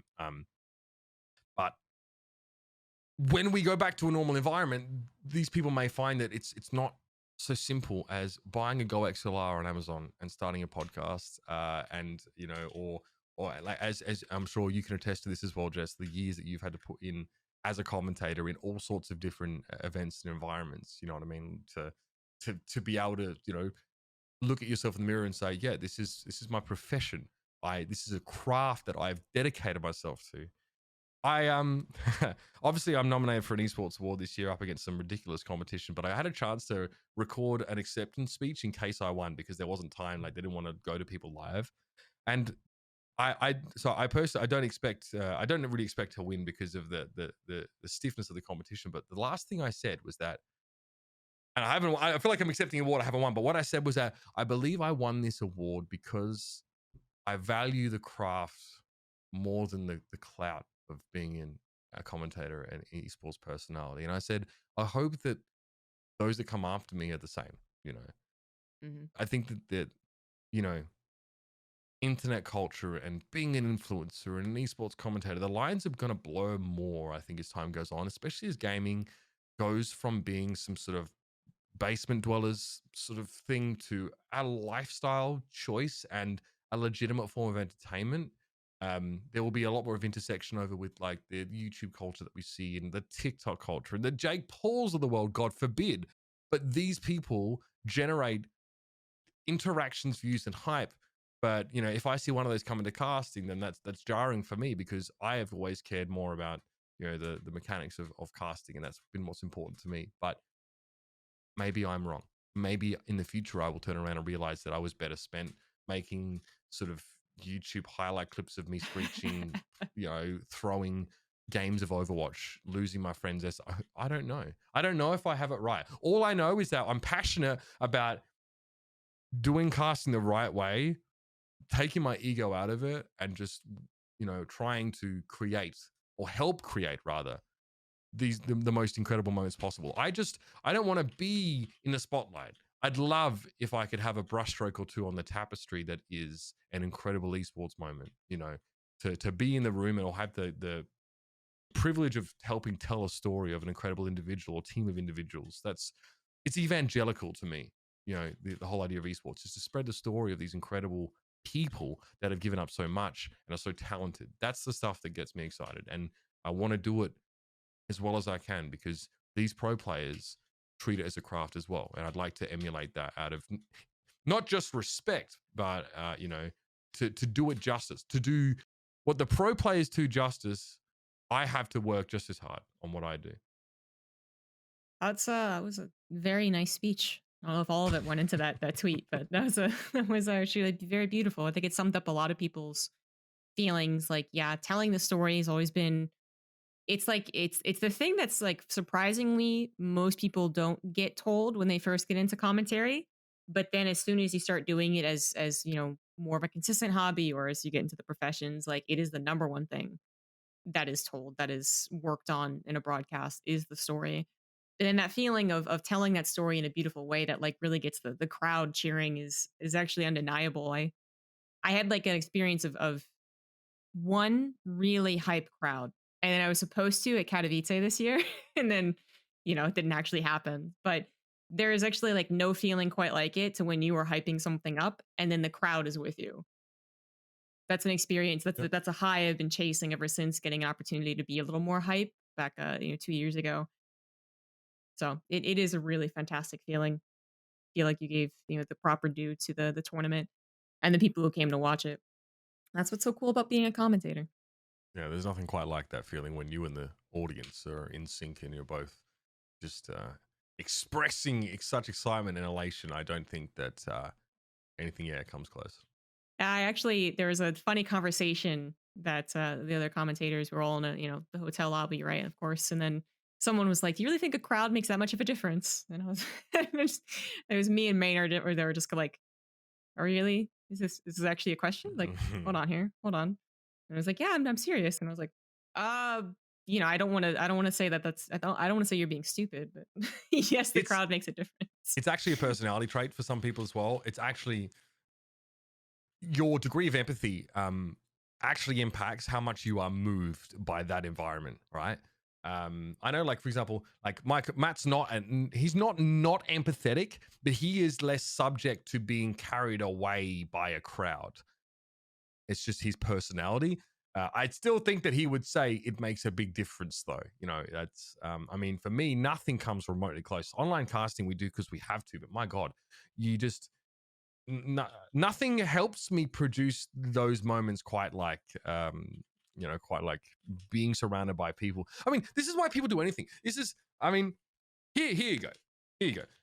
The only reason that the Sapiens were actually able to overcome the Neanderthals in the steppes of Europe was because they could cooperate in groups larger than 10, larger than familiar groups, right? They were smaller, they were less able to use tools, they were weaker, but they cooperated in numbers and able to take down these arguably larger and more brawny targets, right? They believed in something. The belief in something was actually what enabled them to cooperate on that degree. It's also how like, things like organized religion and stuff existed, but also that's how companies exist, right? Also, insurance is something that you can't touch, but people believe in, right? That's why we pay for insurance. That experience there in those esports, arenas, that connection of us believing in, what are we believing in? I don't know. The players, the fact that this game is important, right? We believe that where we are right now, it matters. So that drives the crowd's reaction. That drives what we do as commentators. We are believing in something that's not actually tangible. That, yes, as critics have said, is just a bunch of gamers sat at their PCs. But it matters. And that is all that matters. Yeah. Stop me now. I'm getting preachy. No, it's fantastic. There are sound clips. It'd be excellent sound clips. Like, it is excellent. I mean, it's. I think this podcast itself has already proven to anyone who doesn't know you that you definitely have a way with words and telling a story. So, thank you so very, very much. But last question here, as we wrap up. As I said, it's got to stop sometime. Is from Patreon, actually. So after that beautiful sentiment, we kind of have a joke question, but one that I'm curious in as well. Why are Australians the best hype commentators? And when will we get to see you and Maynard commentate a game together that both of you know very little about? Oh god, I love Maynard so much, man. He's the homie. I when me and Ashley, my partner, went back to Adelaide to visit my family. He's obviously from there as well. We went and got dinner. Me, Ashley, him, and his partner and his wife. That was.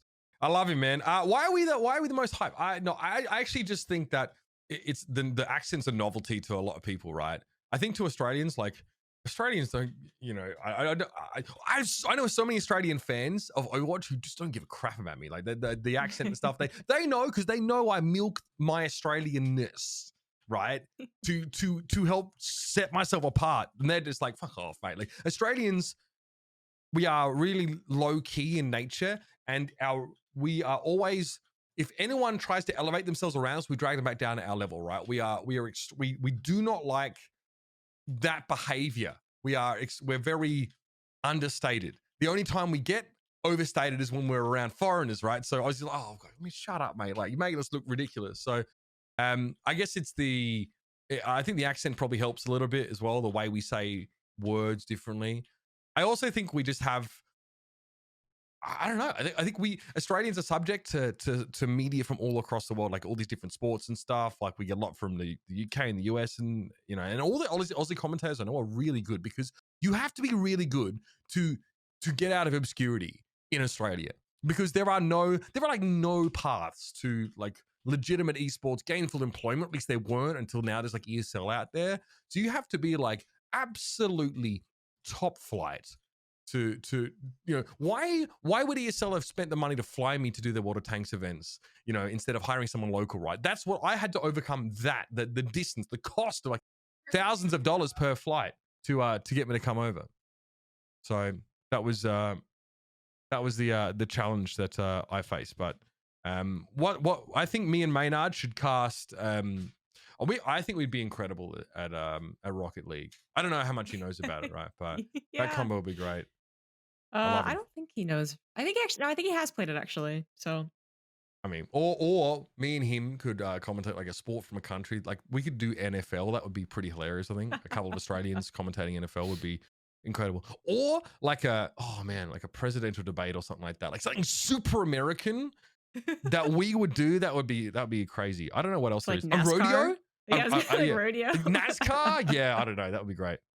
I'll get back to you on that one. Yeah, me and Lee will cook something up in the kitchen, see what we can come up with. Oh, that's fantastic. I mean, not that I'm Australian, but I've had, at least I've had all my Australian friends that I can think of, at least right now, anyways, like, are amazing. All the Australian people I met when I was in Australia earlier this year were very, very cool. I think in general, that culture of like bringing people down a level or two and kind of like letting go of that ego to a degree as well, so you don't have to be brought down, I think actually works quite well when it comes to like anything that has to do with social interaction. Because even the guys who aren't known for their hype, what I do know is that they're going to be open to feedback, and they're going to be like open to being self-critical, and that they can take a joke. They can, you kind of point out like, okay, you talk for a very long time. They laugh. They don't go whatever. Like, I don't know. It just seems to be a common trend amongst all the Australians that I've ever talked to. So yeah, I think we, despite the myriad of economic, social, political problems that Australia faces in their own right, I think we have a really good understanding of sort of we see a lot of the viral marketing that politicians do, especially like overseas and stuff. And I think what resonates with an Australian is someone who's genuine and someone who is just respectful. I think that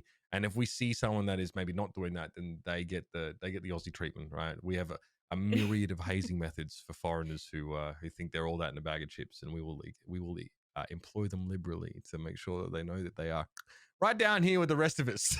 Yes, yeah. I think it's amazing. If I was going to get like feedback from any particular person, I think it would be an Aussie, and not because they're good at the commentary, but also because I think that the voice would help calm me down. But then also the way that you guys, I mean, if I'm going to be called a cunt, right, I'd rather be done with the Australian while talking about my casting. Yeah, I mean, there you have it. I mean, that's I long for the day that I could bust out the C word on a broadcast and have it just, really really echo through the halls of commentary for years to come. I don't know if that's going to happen though. But hey, at least I'm allowed to say it around the house, because my partner, obviously, who's also American, at the first he was like, "Wow, we don't say that here now. She's like, oh, you get a pass. You get a pass because you're Australian. Just a note out there to all Americans: don't give Australians a pass for everything just because we're Australian. Like, we appreciate that. It's basically a life hack especially if we're living in the United States. But like, there's only it's so easy you can make it for us. All right, like, otherwise we'll get out of control. We'll just get these huge heads, and then by the time we get back to Australia, we'll have to get yanked down very painfully by the rest of our countrymen. So, you know. There's the PSA for everyone. Mm.